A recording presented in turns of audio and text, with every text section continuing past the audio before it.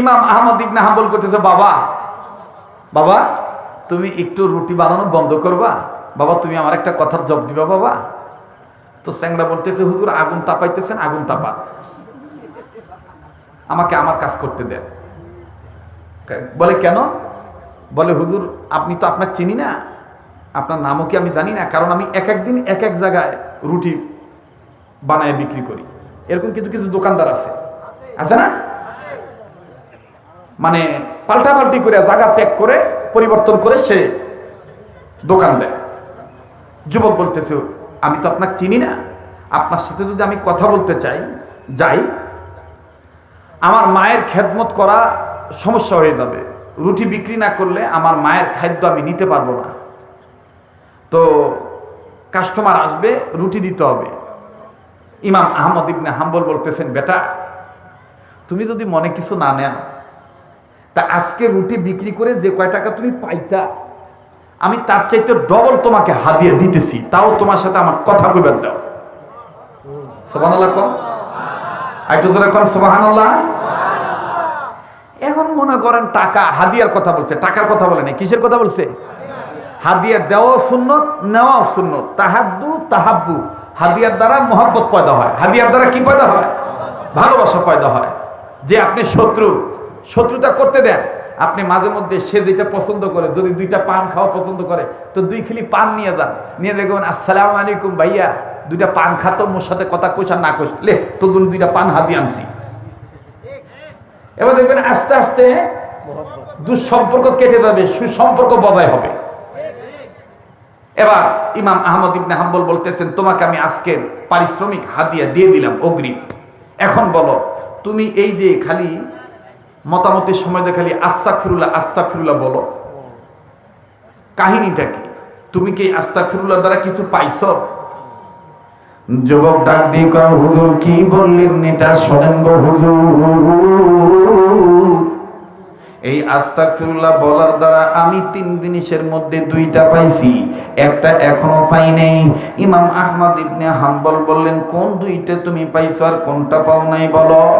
ডাক দিয়ে বলতেছেন, হুজুর 3টার মধ্যে 2টা পাইছি, এর মধ্যে একটা হলো হুজুর গো, বেশি বেশি আল্লাহর কাছে মাপ চাওয়ার দ্বারা, তওবাকারী হওয়ার দ্বারা, ইস্তিগফার পাঠ করার দ্বারা, ইবাদতকারী হওয়ার দ্বারা আমার আল্লাহ রব্বুল আমিন আমার জবানটাকে এমন পবিত্র জবান বানায় দিয়েছি, আমি যত দোয়া করি সব দোয়া কবুল হয়ে যায়। আর একবার আওয়াজ দিয়ে বলেন না সুবহানাল্লাহ। এবার ডাক দিয়ে বললেন, যুবক রে 2 নম্বরটা কি, তুমি কি পাইছো বলো? বলে 2 নম্বরটা পাইছি হুজুর গো, আপনি শুনেন, দোয়া যখন কবুল হয়ে যায় আমি আমার আল্লাহর কাছে ডাক দিয়ে বললাম, আল্লাহ তোমার কাছে দোয়া করতেছি স্বপ্নের মাধ্যমে, আমি গরিব মানুষ, রুটিওয়ালার কপালে একদিন নবী মুহাম্মদকে দেখাইয়া দিও,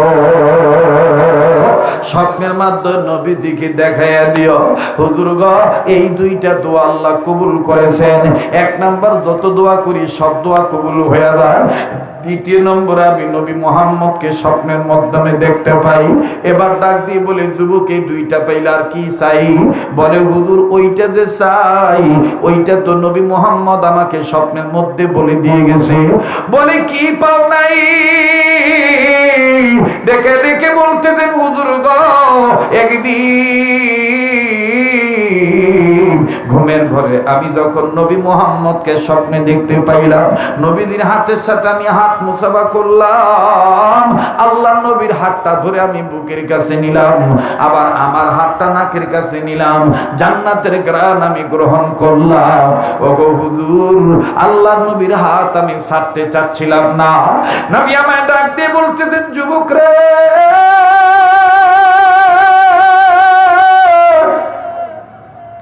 তুমি আমায়, আমি নবী মুহাম্মদের হাত কেন ছাড়তে চাও না?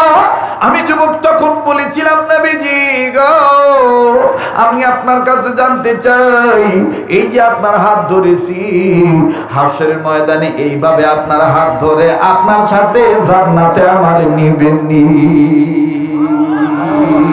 আল্লাহু আকবার। ইমাম আহমদ ইবনে হাম্বল অবাক হইয়া আগায় গেছে, আগায় যায় ডাক দিয়ে বলতেছেন, বাবা রুটিওয়ালা, তারপরে নবী তোমায় কি বলছি? নবী তখন বলেছেন, হারে হা যুবক, শোনো শোনো, আমি তোমারে হাসর ময়দানে আমার হাত ধরে তোমার হাতের সাথে হাত লাগাইয়া আমি নবীজি তোমার নিয়ে জান্নাতে যাইতে পারি, তবে শর্ত আছে। বলে কি শর্ত?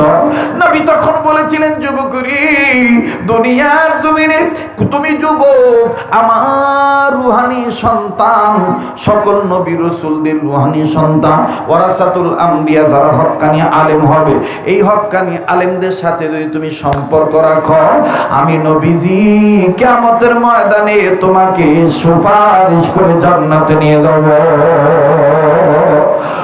আগুন তাপানওয়ালা হুজুর, আমি নবী তখন, আমি রুটিওয়ালা তখন নবীকে জিজ্ঞাসা করে বললাম, নবী গো, ওই রকম একটা হক্কানি আলেমের নাম যদি বলে দিতেন যার হাত ধরলে আপনার হাত ধরা হবে। নবী তখন আমাকে স্বপ্নের মাধ্যমে বলে দিল, এই দেশে ওই রুহানি সন্তান আছে যার নাম হবে ইমাম আহমদ ইবনে হাম্বল। আল্লাহু আকবার বললেন না? সুবহানাল্লাহ বললেন না? আগুন তাপাইতেছে কে বাবা? জ্ঞানী মানুষ, বুঝবেন ভাই।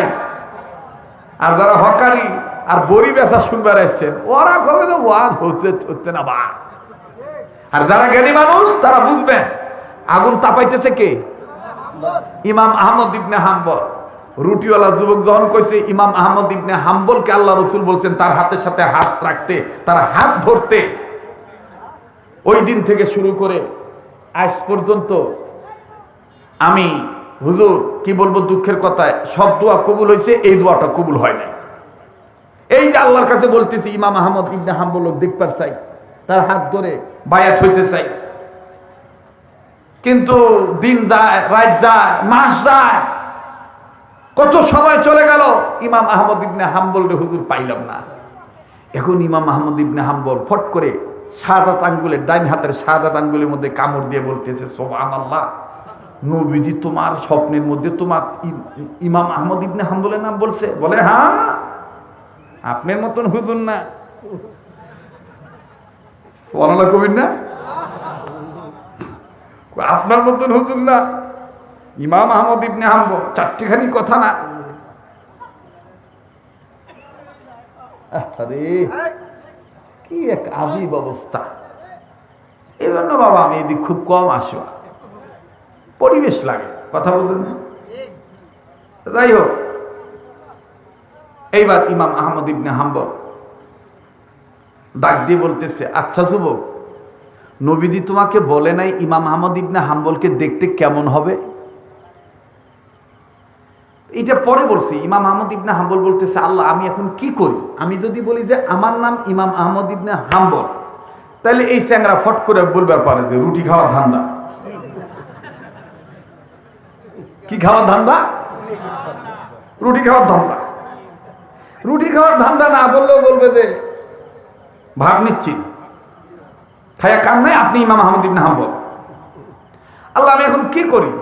আচ্ছা আমি যুবককে জিজ্ঞাসা করি, নবীজিও তো আমার নাম বলছে, আমার সিমটমস, আমার নমুনা, আমার রূপরেখা, এইটা আল্লাহ রসুল বলে দিতে পারে যুবককে। আমি জিজ্ঞাসা করি। ডাক দিয়ে বলতেছে, ও রুটিওয়ালা,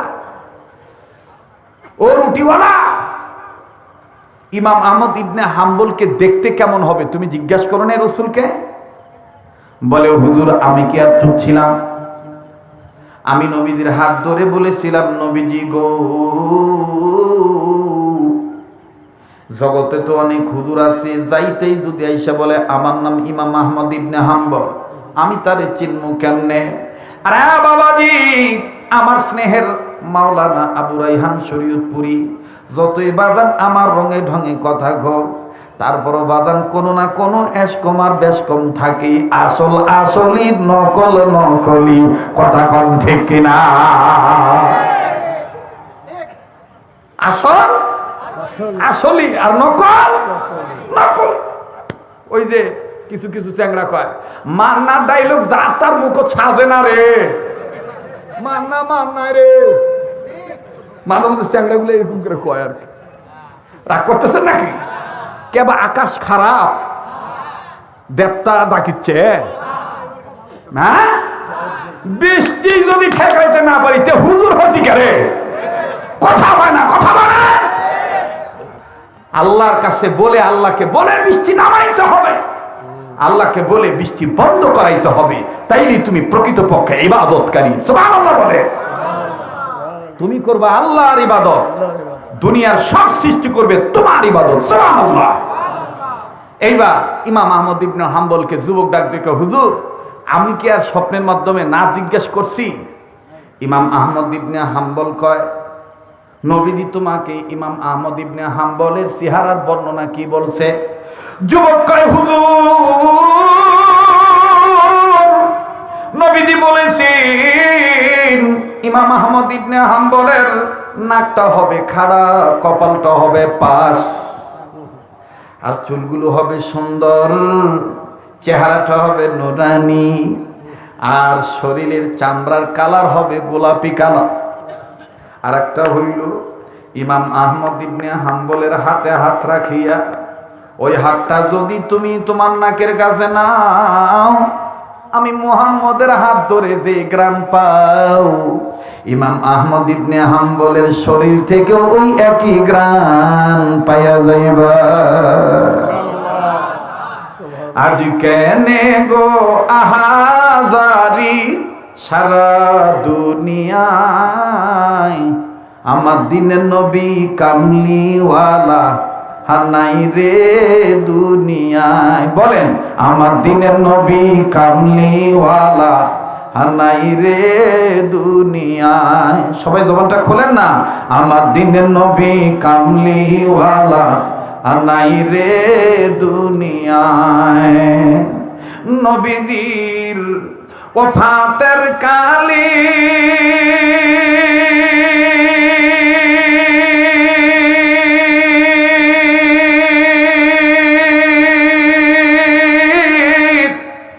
বনেরা যত পশু পাখি সবাই কান্দে, কান্দিয়া কান্দিয়া সবাই, জোরে কান্দিয়া সবাই জমিনে লুটায়, আমার দিনের নবী কামলিওয়ালা হানাই রে দুনিয়া। সবাই আমার দিনের নবী কামলিওয়ালা হানাই রে। আরে ভাই, এগুলো বললে সওয়াব হবে, নবীর ইশক মহব্বত অন্তরে আসবে। আর মমতাজের গান গাইলে সওয়াব হবে না। এখন কে সংসদ গান গাবে? এখন কে বলবে মাননীয় স্পিকার বাড়ি বাড়ি দরকার, মাগো তোমার মতন শেখ হাসিনার সরকার।